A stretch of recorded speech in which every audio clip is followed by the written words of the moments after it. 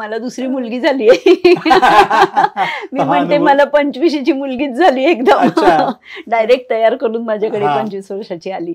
काही अनुभव सासू आणि सून वगैरे असं काही अनुभव नाही. आम्ही छान मैत्रिणींसारख्या राहतो, बागडतो.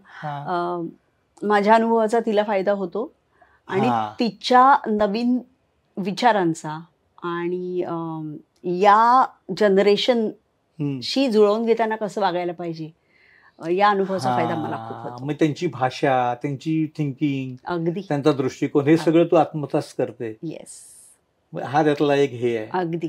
आणि दुसरं एक सांग, तुला मिस लायब्ररी जे म्हटलं जायचं बरोबर आहे ना हिंदी सिरियलच्या सेटवर, ते कसं काय घडलं एकदम?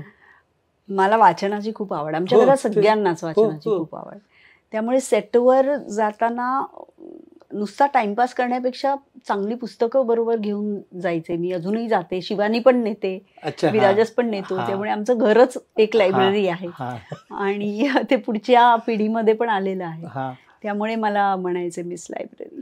पण ते नंतर म्हणजे असं नाही झालं की अरे ही काम झालं की इतरांसारखी आमच्यात मिक्सअप होत नाही, पुस्तकं वाचत बसते? व्हायचं सुरुवातीला, बोर पर्सनॅलिटी आहे असं होऊ शकतं ना? हो, म्हणजे मी आहे बोर पर्सनॅलिटी.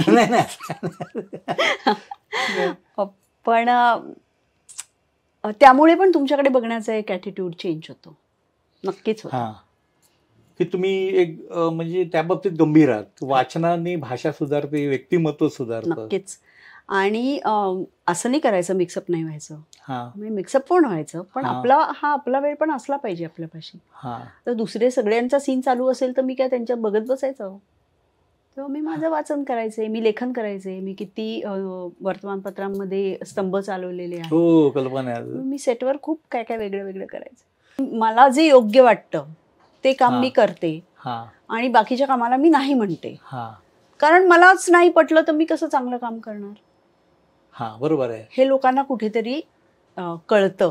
आणि मला फार गंमत वाटते या गोष्टीची की इन अ वे लोक तुम्हाला फॉलो करत असतात, म्हणजे माझं करिअर फॉलो करत असतात. माझंच असं नाही, प्रत्येकाचं करत असतात. आणि मग मी कोणत्या पद्धतीच्या भूमिका निवडते, मी कशाला महत्व देते, मी काय पोर्ट्रे करते, मी कशी वावरते, मी काय कपडे घालते, ह्या सगळ्याचं चित्र कुठेतरी समाजाच्या मनावर उमटत असतं. ह्याचा मला प्रत्यय आला आणि मला खूप छान वाटलं की हे कुठेतरी नोटीस होत आहे.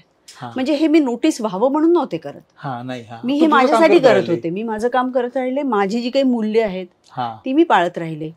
मी एक माझी चौकट ठरवली होती. मी अनेक वेळा असं सांगते की मला माझं प्रत्येक काम, माझे आई वडील तर बघतीलच, पण माझे सासू सासरे, माझा नवरा आणि माझ्या मुलाबरोबर बसून बघता आलं पाहिजे. आणि आता सून की अरे बाबा हे मी काय केलं, प्लीज टीव्ही बंद करा किंवा ही फिल्म माझी बघू नका असं म्हणण्याची वेळ यायला नाही पाहिजे. हे माझं फार पूर्वीपासून क्लिअर होतं आणि हे मी बऱ्याच अंशी पाळलं.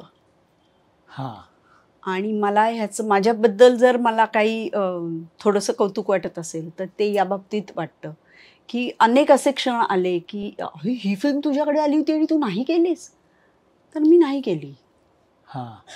अशा घटना माझ्या बाबतीत खूप घडलेल्या आहेत.